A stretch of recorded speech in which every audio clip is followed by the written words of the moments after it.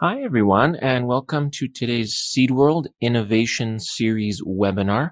My name is Mark Zinkowitz, and I serve as Associate Editor for Seed World. And today I'm happy to be your host. Today's theme is From Table to Farm, How Consumer Demand Will Yield Change. I'd like to take a minute to thank Benson Hill for partnering with us on this Innovation Series webinar.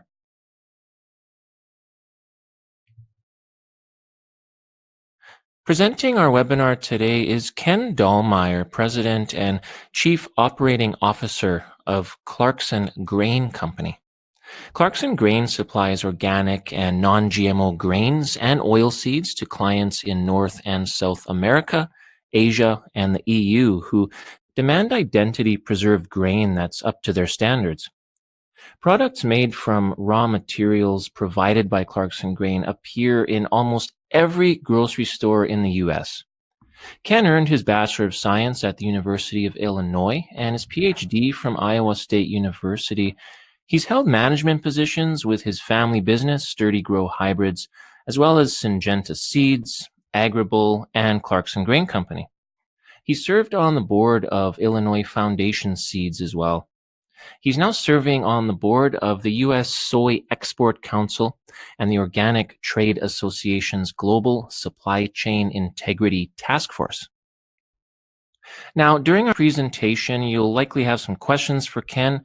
Please type these into the chat box at any time during the webinar, and we'll address them during the Q&A session we'll hold after he finishes his presentation. We'll also have some poll questions during the webinar.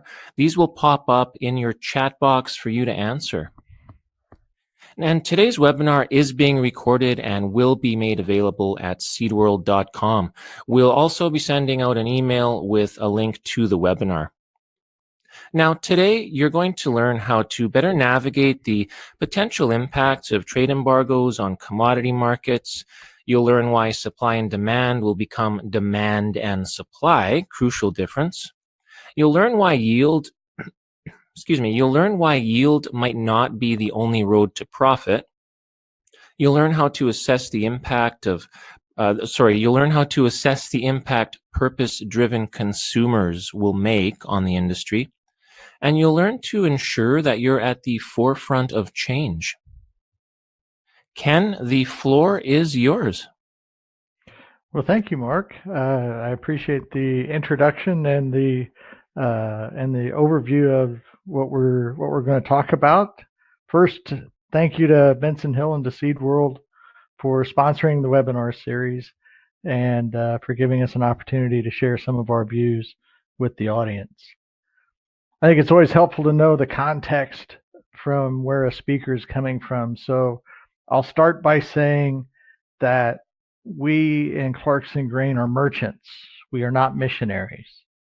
And while I'll talk about non-GM and organic row crops, this certainly isn't an evangelist revival. This is a discussion about market distinctions and how to satisfy demand rather than focusing upon greater supply.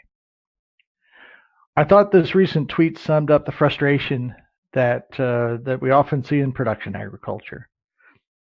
We can identify with both speakers, and the distinction between the two is their concentration on either the market with capital M or the markets with a lowercase m.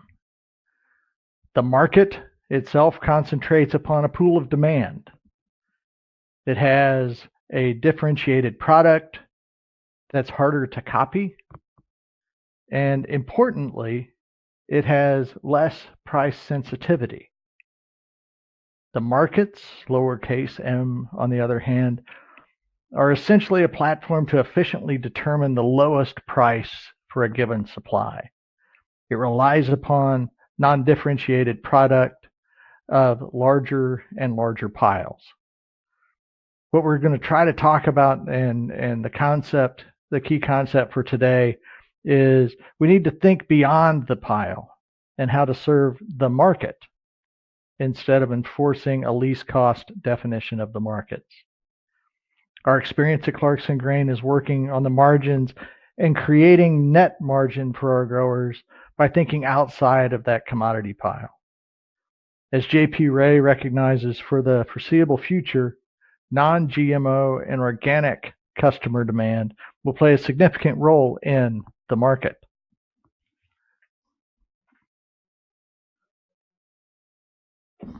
So there will be 3 poll questions just to make sure everybody's still with me and still awake.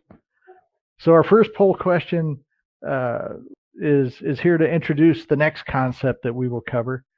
And it is, who was the U.S. president during the first significant trade embargo or trade war? So if you'll put your answer in the chat box, we'll give about 3 breaths. The chat box on the right, and the answers will come at the end.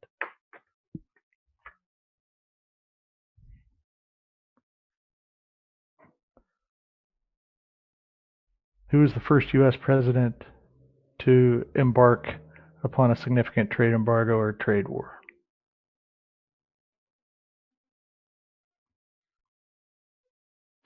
Okay, so let's start from the beginning. What's so wrong with the current supply-based system? In general, the party that has an oversupply is in an inherently weaker position in global trade. Even though your biggest customer has a great need for the commodity that you're selling, alternative supply or alternative supply chains and alternatives to what you're selling create potent levers in any negotiation. I believe that we can look back to the Carter embargo and the embargoes of Jefferson, hint, hint, to take some lessons from history. Frankly, what we've seen is trade is often the soft weapon of nations.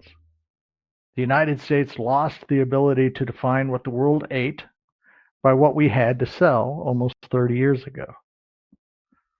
We've seen that China, Brazil, and India are no fools. They each recognize the risk to food security and the opportunity of being able to spread that risk back in the 1970s, and they systematically invested in their own infrastructure and their infrastructure to bring in product from the world. Trade actions have always been the catalyst to new entrants into that marketplace. We see this in the widening red and blue graphs that began up in 2016, but we see the parity from 2002 when Brazil's infrastructure investments started to come online. Going forward, U.S. agriculture needs to concentrate upon diversity, quality, reliability, and just as important, transparency to accelerate opportunity for the ag sector. This means lessening our infatuation with the pile. Next poll question. Since the rise of the middle class is now a global trend, how has that changed customer buying habits in the U.S.? So in 2017, what percentage of U.S. households have at least one organic product in the cupboard? At least one organic product in the cupboard.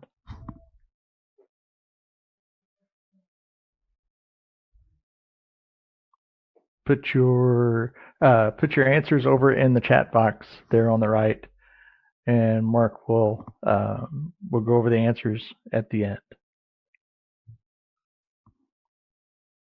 Okay. Let's talk a little bit more about how social values can drive market opportunity. So kind of taking some of these examples in detail, we now see fruit in a Happy Meal.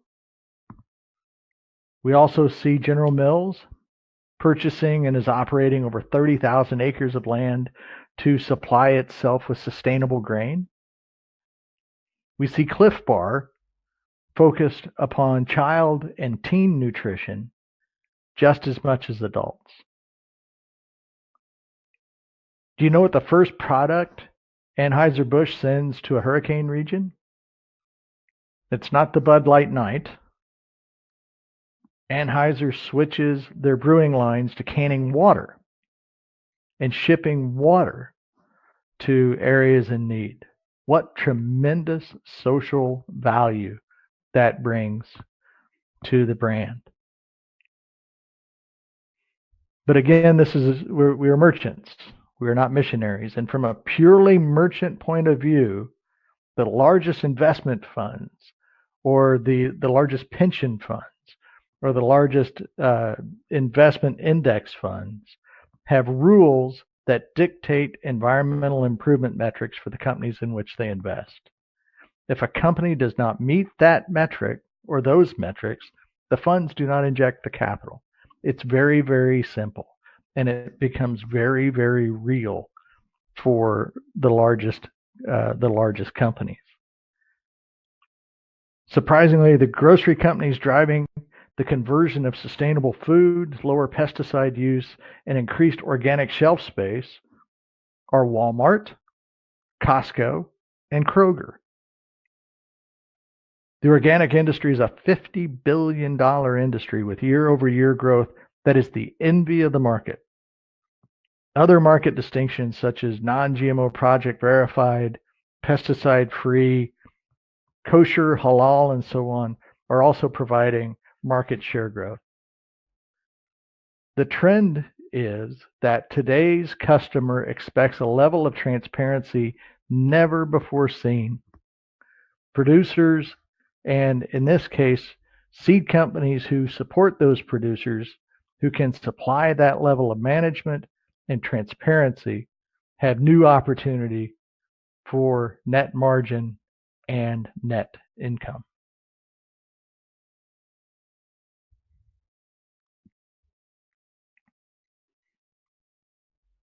Finally, I think U.S. agriculture is facing a transition crisis. Most farms in the U.S. are family owned. And when the current generation of producers undertook their transition, there were two big differences that I see. First, most of the land in their operation was family owned, and the average size of a farm was smaller, 300 to 500 acres. The passage of family-owned land is in many ways cleaner and less subject to competitive forces for control outside of the family. In 2020, most of that land is now rented and is rented from absentee landowners who are going through their own transition from generation to generation. The new generation of landowners are removed from the land and have a very different set of social values than did their parents and grandparents. Topics such as soil preservation, pesticide use, production schemes, and how to satisfy the market are forces that new landowners and current tenants now need to navigate. It seems the amount of owner-operated land has declined, or at least stabilized at best, over this generation of producers. I think it's unrealistic that new farmers can slide into the capital and management need for a 3,000 to 5,000 acre farm. Many just don't try because they don't see a future in it. I think the principal challenge to agriculture is changing the mindset from surviving on 3,000 to 5,000 acres to thriving on 300 to 500 acres. The key to answering this challenge is to expand our pool of trainees beyond the immediate family and think about new sources of enthusiasm in production agriculture. Secondly, I think we need to alter our definition of success from I'm successful because I produce 80 bushel beans to I am successful because I net $200 an acre. Reducing costs over bushels is a race to the bottom and it feeds the pile. We know this is not sustainable in the long term, and identifying new world markets and new domestic demand can add value throughout the supply chain and reduce our dependence on moving the pile.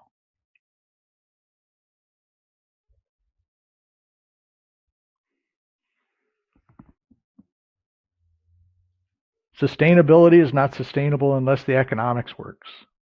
It's a simple game.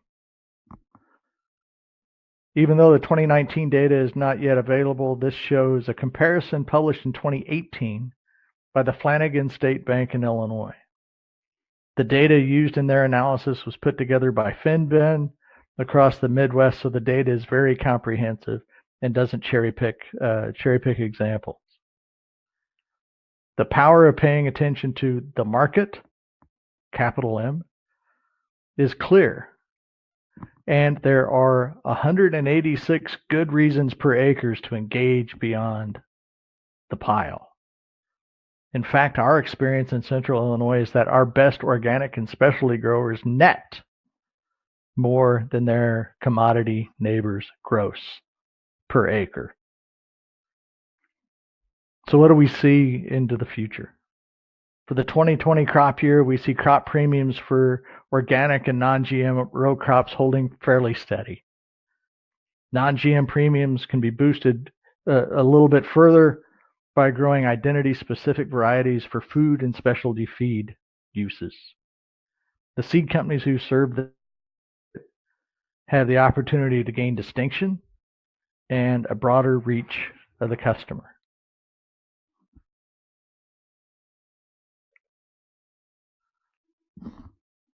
The final poll question is pretty much a shameless commercial for Clarkson Grain. If you're interested in learning more about the opportunities for you or for your customers in premium markets that we serve, please drop us an email at info@clarksongrain.com. And by the way, the answer to this one will be a gimme, is all of the above.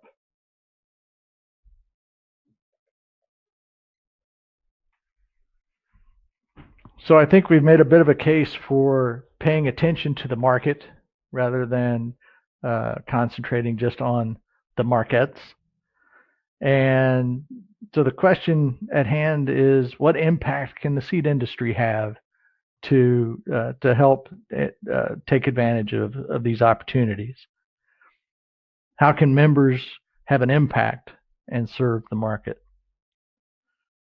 The first thing that we can do is to talk to food and feed manufacturers that are in our market area to determine what the unmet demand is. In our experience, that unmet demand can be protein, it can be amino acid profile, it can be identity preserved supply chains that serve to control process variability.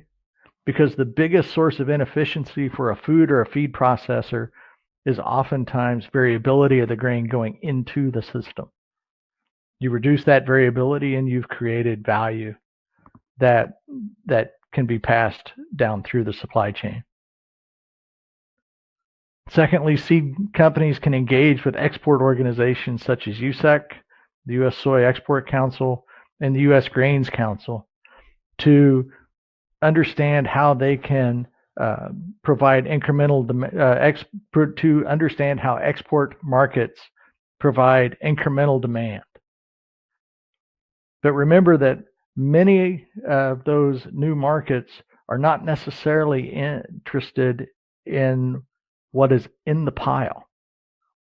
New markets and large new markets are oftentimes not in GMO-friendly regions of the world.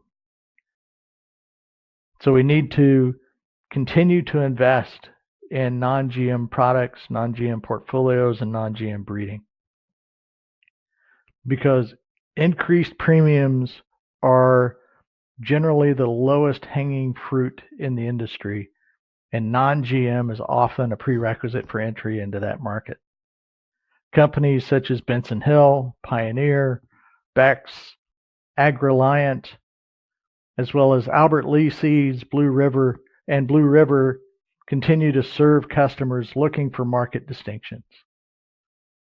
New companies such as Equinom and Calyx are entering the market with targeted breeding programs.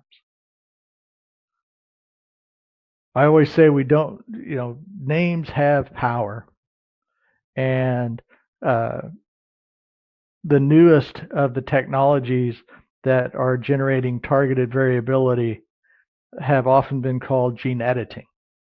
We need to remember that if we want to make a market nervous, call new technologies something that seems to make them question. CRISPR is a gray area in that crop regulation system. Even though the U.S. has classified it as non-GM, Europe and other parts of the world has classified it as equivalent to a GMO. And therefore, we need to be completely transparent as we enter some of those markets. Again, we're merchants, we're not missionaries. And personally, I think targeted breeding programs using CRISPR have a tremendous opportunity. Finally, the last topic there. Finally, we need to be open to the idea of net income and not just gross yield. The market does not care and does not add value to yield like it adds value to social distinctions. However, the markets always appreciate a growing pile.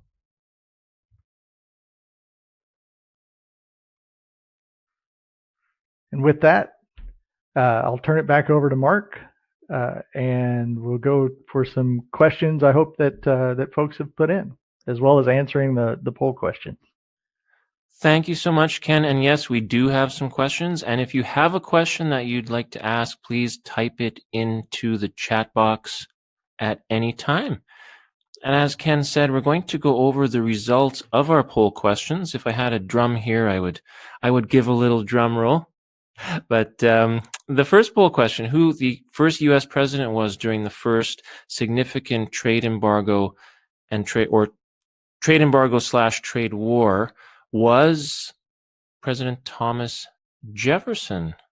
That's interesting, Ken. I'm going to go out on a limb here and say that the moral of this story might be that trade embargoes or trade wars go back a long way and are really nothing new, I suppose.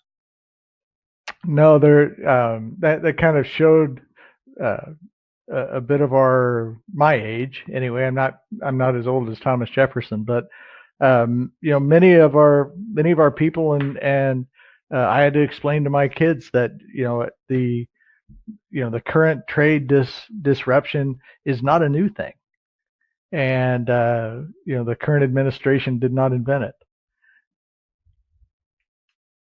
So the history around that is Washington specifically stayed away from trade embargoes because he felt the United States, the infant United States, was not ready to do such a thing. Jefferson was pushed by different pirates and different things, as well as Great Britain, to stop trade, and in 1807 put an embargo upon Europe and Great Britain, and the eventual outcome of that happened to be the War of 1812. Poll question number 2. In 2017, what percentage of American households had at least one organic product in the cupboard? The answer was 82%. So most U.S. households have at least one organic product in their cupboard. That's fascinating. Ken, can you shed some light on this? Do a lot of these households, maybe some people don't even realize they've bought an organic product? And I know I talk to some people who say, I don't I don't buy organic products. I stay away from that kind of thing. Or some people say, no, I always buy organic products. So what's going on here? Can you shed a little bit of light on this number and why it's so many and what that means? So I think it's really interesting because it is, if you go down the grocery stores, the only or the key place that is expanding shelf space is organic protein, organic chicken breast, and it the the conventional wisdom was it was just an East Coast West Coast thing, or it was an affluent non-affluent uh, distinction, or only the young people are buying it. The older consumer really doesn't pay any attention. But as a as people actually went in and looked at the data and looked at the UPC scan data, it was quite the opposite. It's not a coasty thing. It's not uh, necessarily associated with affluence, and uh, and age really uh, doesn't have the influence of what we thought. I take my own family, and my father is in his 80s, and there are organic products in his cupboard. Our children are in their early 20s, and uh, and they also have organic products in their cupboard. So some of the conventional wisdom had been proven to be not accurate. Poll question number 3, which of the following crops have premium contracting opportunities with Clarkson Grain? Now, you mentioned already it was all of the above, and so I'm going to say as well that the moral of this story, I think, is that there's a lot of opportunities in this sector. There are not only within Clarkson Grain, but in almost every region of the country, there is a a market for distinction. And if you're in a northern environment, then there is a market for small grains of specific varieties or organics. If you're in the south, there are other crops that are as well. There's there's also a growing and a budding local trend that can be served by the seed industry as well. So it's not just a produce thing, although produce does drive it quite a bit. Think about how you can support your local customers in their own market space. We're going to take a few questions now. Again, if you have a question, please type it into the chat box.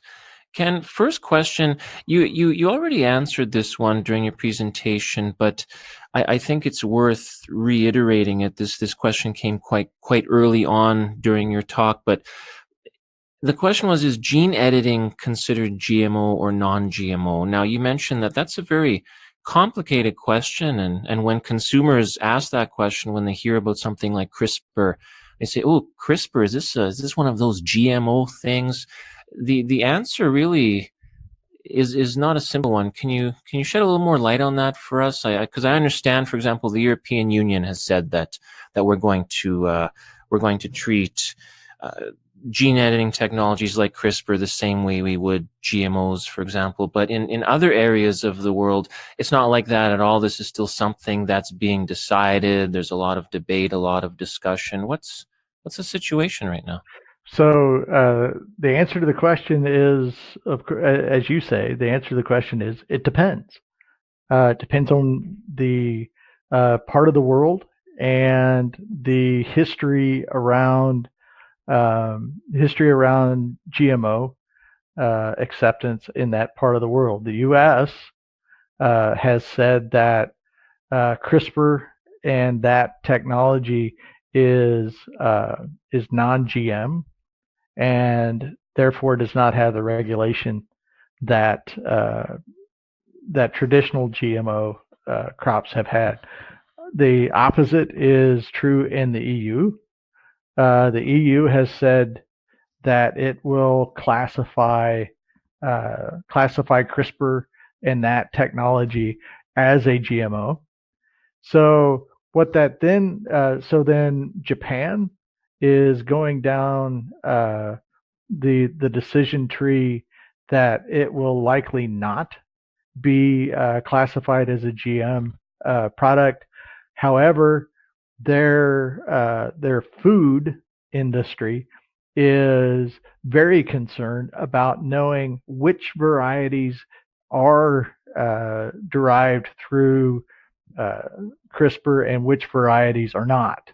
So so it depends upon the place in the world that you're trying to sell to. So that gets back to the ability to see market opportunity and transparency, and moving forward with it with the information to your customers so that they can represent it correctly.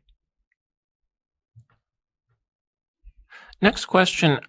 This goes back to what you were talking about earlier, Ken, with regard to the yield is king line of thinking. The question is, how do we shift the mindset excuse me, how do we shift the mindset away from yield and focus more on quality and value add aspects that can drive more return per acre? This person points out that farmers are paid on yield, and it is challenging to shift this mindset. Again, yield is king, right? It's such a dominant belief in the industry. How do we begin to tackle that and turn things around? Sure. And that's how we were all trained. We were all trained that our metric of success is I produce high yields, and to shift that metric, not only in our own minds but in our customers' minds, is a big challenge. And some folks just will not make the shift. Others will tend to be a little bit more open to that shift. So if I can see if I can control this, there we go. Going back to this slide here, the people who are in the on kind of the right hand side of that grouping of four, they have a different mindset, a different expectation of what agriculture is can become than what we were grown up with and what we were trained with. I think the thing that we have to understand is that the first thing for a business to do is to remember that big A, agriculture, is global, and it underpins the markets. But the seed business is still very, very local, and it can satisfy the market on a local scale, on a local or a regional or a national scale, and to keep their breeding programs engaged to satisfy the market in their sales areas. So as we start to hear different market opportunities, that seed companies who can help them engage in those, I think will be I think we'll see that their market share in those regions will increase.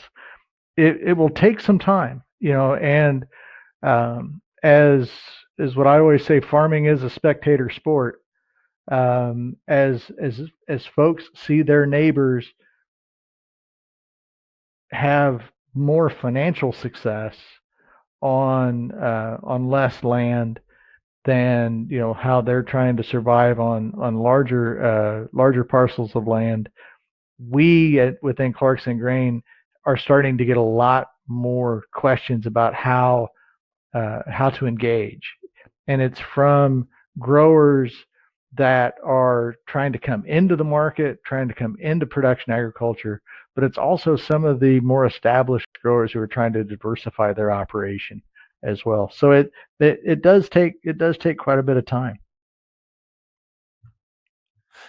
Next question, still talking about this yield is king line of thinking and how do we change it. The question is there a rule of thumb in regards to how much yield reduction is acceptable for seed that provides an additional benefit, for example, favorable protein or various nutrient contents? I guess another way to put this question is how much of a yield reduction might producers be willing to accept? Is there any insights you can provide on that, Ken? I guess Sure. how much of a hit might producers be willing to take, I guess?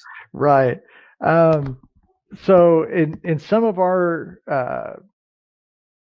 in some of the varieties that we utilize for our export market, the yield decline is as much as 20%.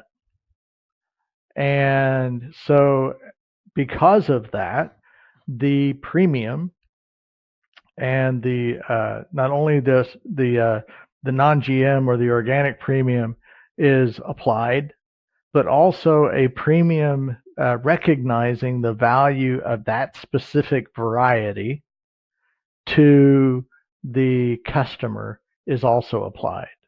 So if we think, ADM in Decatur, Illinois today is paying about $1.60 over cash for non-GM corn or non-GM soy, for non-GM soybeans. But the premium that we would contract for a specific variety of non-GM could be upwards of $2 to $2.50 for that yield difference in that marketplace. So again, if the mindset is I'm successful because I produce a lot of soybeans, that's one point of view. If the mindset is I'm successful because I net $200 an acre, then raw yield, gross yield doesn't play as much of a role as much as how do I satisfy new market demand. Ken, do you think farmers who are planting primarily non-GM will be interested in gene-edited varieties or wary of them? And what about farmers who focus on organic? Do you have any insights for us there? So CRISPR has been forbidden by the National Organic Program for the United States. So that question has been answered for the time being. On the non-GM part, it depends upon where that market is, where that grain is going to go.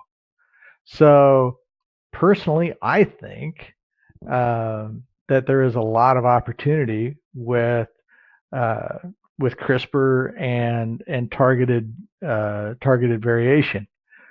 And I think that has a lot to do with making novel starches for different food applications, but also helping to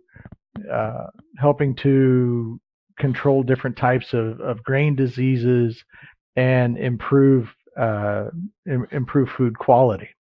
So there's from my personal point of view, I think it has a lot of opportunity. Again, we're merchants, and we have to be completely transparent with our customers on how the different varieties were developed. And it is one of the first questions that we get asked whenever we start talking with a food processor, especially a food processor outside of the United States, about how a specific variety was developed. Was it developed using CRISPR? Was it not? and that's more of a market distinction on their side. Can you talk a little bit about diversifying yields? Can you give a few examples of how we can do that? Diversifying yields. Diversifying the market, sorry. Oh, okay, great.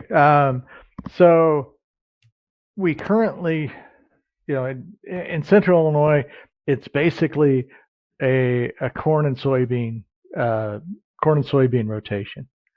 Within an organic system, you need to have a third crop and you need to have cover crop as well. So the opportunity actually is how to think about new markets and serving new markets with a third crop. The challenge is, of course, you can't just take alfalfa hay to the elevator. You have to think about how you're going to market yourself. So diversifying, going into thinking about white corn or blue corn as opposed to just straight yellow corn for feed. That is, to me that's kind of low hanging fruit. Thinking about a portion of your acres being non-GM versus traditional GMO crop. To me, that's diversification. We're seeing people look for new and diverse markets for say value-added hay, or thinking about just in our local area, sunflowers for birdseed is another market that we're looking to develop to help some of our people make the transition from traditional GM crop production into organics. So it's it's starting to think outside the pile. What can we take? What lessons can we take from our fathers and grandfathers about diversifying their operation to weather some of these storms? And speaking about our fathers and grandfathers, what do you think of the boom in hemp production in the United States? Can hemp play a role? Of course, George Washington was a hemp grower in his time. Do you see any potential here as that market begins to build? Yes, in areas, and the thing that any new market needs to pay attention to is the issue of oversupplying before a demand has been or a supply chain has been created, and we see that with hemp currently. Hemp, of course, was a fiber crop, not only for Washington and his contemporaries, but all the way through the Second World War. And so bringing that back, you can produce a whole lot of CBD oil on a fairly small number of acres. And if the regulation in the marketplace is not able to accept that, then you've created an oversupply situation, and the price is going to be challenged. Right now, you can buy a whole lot of CBD crude oil from growers because kind of got ahead of their skis just a little bit. So I think that is going to be a very interesting market. I think there's potential there, but we have to make sure that we don't see it as a savior. Those of us of an age have seen several savior crops come and go, and we need to make sure we don't get out ahead of what the what the demand is going to be. Good question. Well, thank you so much, Ken. That's actually all the time we have today. So I'd like to thank you very much, Ken, for taking the time to speak with us today, and to Benson Hill for making this webinar possible. And a big thank you to all of you for spending your lunch hour with us. We hope you've found this information valuable. Again, a recording of this webinar will be made available at seedworld.com. Thank you again, and we hope you have a terrific day. This is Mark Zinkowitz of Seed World signing off. Thank you very much for all your time.